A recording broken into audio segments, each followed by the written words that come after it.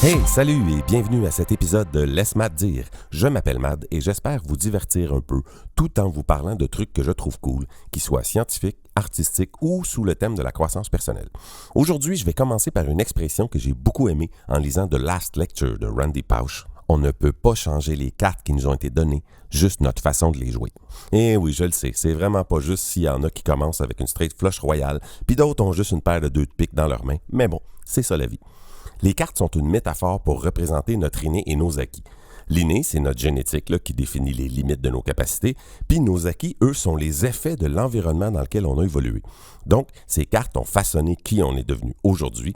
On ne peut pas changer ce qui est déjà arrivé, on peut juste choisir comment vivre avec à partir de maintenant.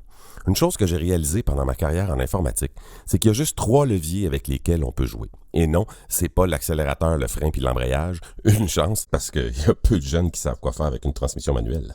J'aime nommer ces 3 leviers 1. La qualité du résultat, 2. Le temps requis et 3. L'énergie à investir pour compléter un projet.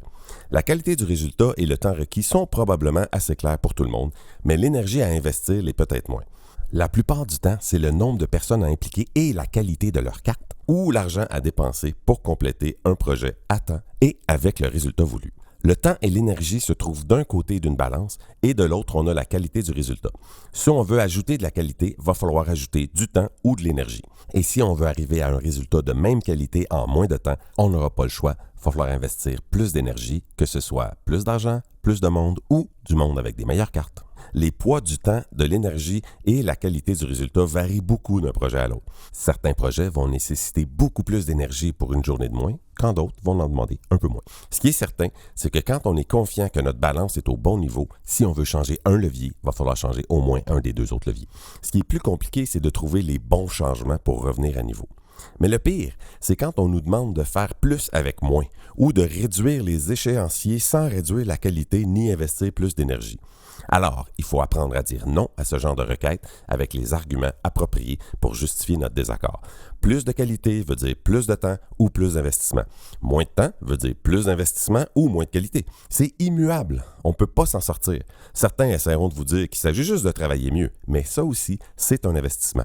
Ça se paye, d'une façon ou d'une autre, que ce soit par l'éducation de ceux qui sont là ou l'implication de personnes qui ont de meilleures cartes en main et donc peuvent coûter plus cher. Pensez-y. Je m'appelle Mad et j'espère que vous avez apprécié cet épisode de Laisse Mad dire en souhaitant que ça pourra vous servir autant dans votre travail que vos projets personnels. À la prochaine!